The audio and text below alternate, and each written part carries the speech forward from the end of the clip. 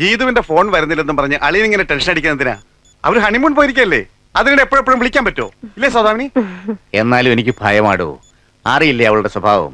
ന്യായമായാലും അന്യായമായാലും അവളുടെ ഭാഗം ജയിക്കണം. ഇനി അവിടെ സഞ്ജീവനുമായിട്ട് എന്തെങ്കിലും സൗന്ദര്യപ്പിണക്കം? ഒന്നുകിൽ ചേച്ചി അളിയനുമായി ലയിച്ചു ചേർന്ന് കാണും, അല്ലെങ്കിൽ രണ്ടും രണ്ട് പാത്രമായി കാണും. മനു, നീ വെറുതെ കരുനാക്കെടുത്ത് വിളിക്കണ്ട കേട്ടോ.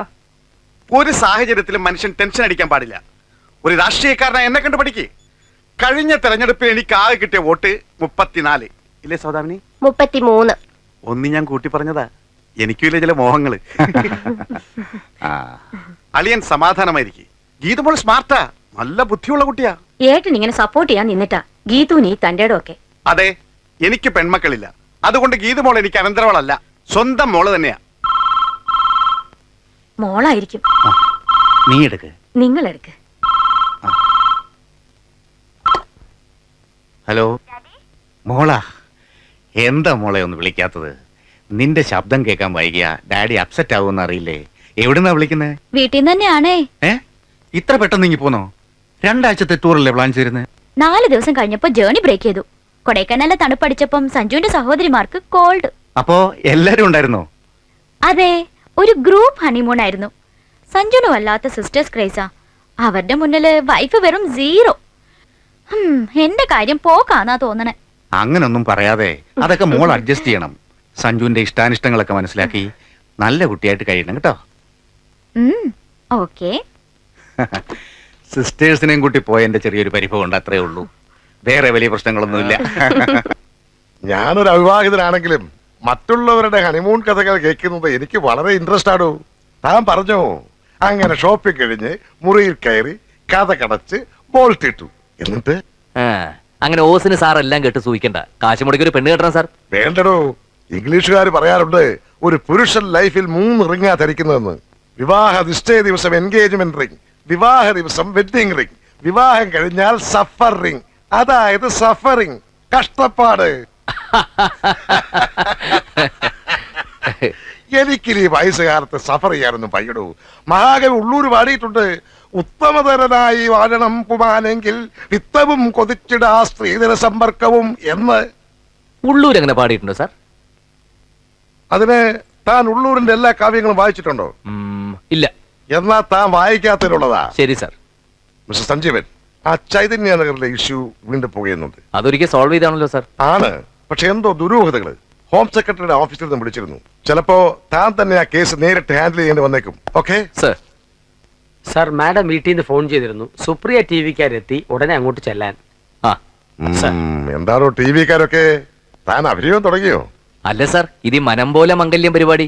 എന്തോ മാതൃകാ ദമ്പതികളെ തിരഞ്ഞെടുക്കാനുള്ള ഒരു പ്രോഗ്രാം. അതിന് നിങ്ങൾ മാതൃകാ ദമ്പതികളാണോ എന്ന് തീരുമാനിക്കാൻ സമയമായിട്ടില്ലല്ലോ. അതൊക്കെ ടിവിക്കാര് തീരുമാനിച്ചോളും sir.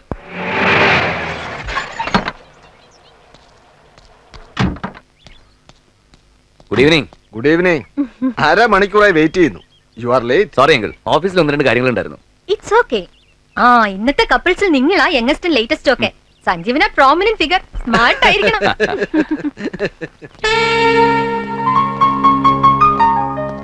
Hi Sanju. Hello. ഇതാരിത്? Aishwarya റോയ്ക്ക് Susmita സെല്ലുണ്ടായ മോളോ? അതെ, ഡ്രസ് കലക്കി. Thank you. എന്നാ പെട്ടെന്ന് IPS പോയി ഒരു ഷാരൂഖ് ഖാനോ അമിതാഭ് ബച്ചനോ ആയാലും. സമയം വൈകുന്നു. ചായ.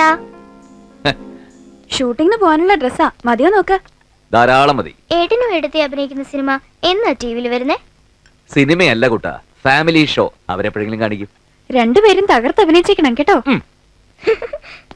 ഷൂട്ടിംഗ് കാണാൻ കുട്ടന്മാരെയും കൂട്ടല്ലേ, അവർക്കും ഒരു എന്റർടൈൻമെന്റ് ഒക്കെ വേണ്ടേ? Sanju, what nonsense.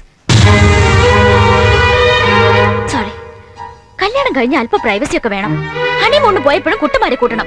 അന്ന് ഊട്ടി, മദ്രാസ്, കാശ്മീർ എന്തൊക്കെയായിരുന്നു പ്രോഗ്രാം. അവസാനം എല്ലാം സ്പോയിൽ ആയില്ലേ. ഒരു സിസ്റ്റേഴ്സ് ക്രേസ്. ഇനി അത്രയ്ക്കൊന്നും വേണ്ട. ഞങ്ങള് വരുന്നില്ല. ഏട്ടനും ഏട്ടത്തിയും പോയാ മതി.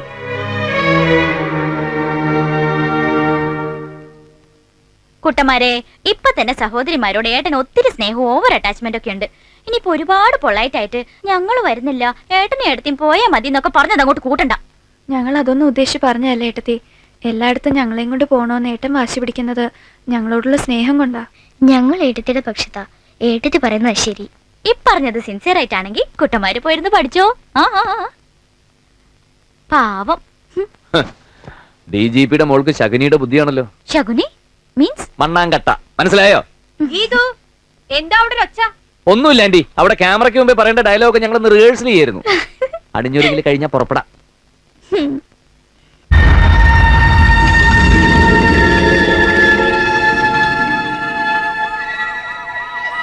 കമ്മീഷണർ എത്തി.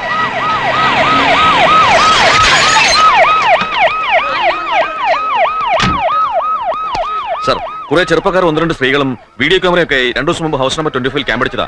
ഇപ്പൊ കോളനിക്കാർ അവരെ അകത്തോട്ട് പൂട്ടി കാവലിരിക്കുക. അവര് പോലീസിനെ അങ്ങോട്ട് അടുപ്പിക്കുന്നില്ല സർ. ജനങ്ങളെ ഒതുക്കി അവരെ കസ്റ്റഡിയിൽ എടുക്കണമെങ്കിൽ ചെറിയ തോതിൽ ചാർജ് വേണ്ടി വരും. അതിന് സാറിന്റെ ഓർഡർ കിട്ടിയിട്ട് നോക്കാം. കമോൺ.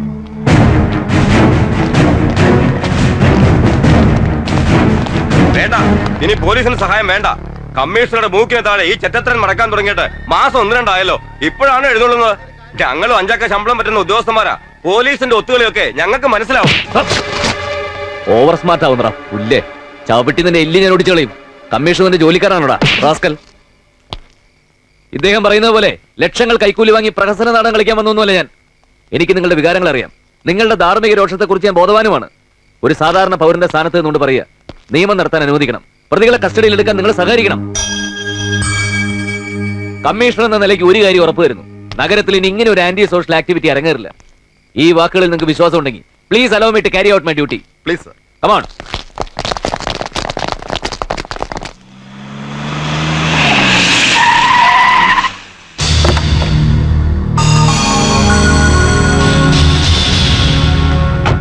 അകത്തോട്ട് വന്നോട്ടെ സാർ. Yes, come in.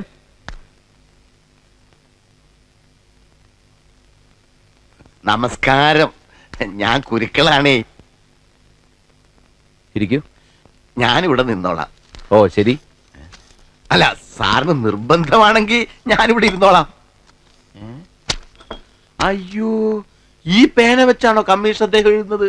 ഇത് ലോക്കൽ അല്ലേ sir? Indian, made in Indian. ഇത് എന്റെ മകൻ അമേരിക്കയിൽ നിന്ന് കൊണ്ടുവന്നതാ. ഇന്ത്യൻ മണി 25,000 രൂപ വിലയാ. ബോഫേഴ്സ്, ഷിഫേഴ്സ്. ഇന്ത്യയിൽ അങ്ങനെയും പറയും. സത്യം പറഞ്ഞാൽ ഇതുകൊണ്ട് എഴുതി തുടങ്ങിയാൽ പിന്നെ അടച്ചു വയ്ക്കാനേ തോന്നില്ല. ചെറുന്നൊരു പോക്ക. ഇത് വെച്ചൊരു കഥേനെ കവിതേനെ എഴുതിയാലുണ്ടല്ലോ കലക്കും.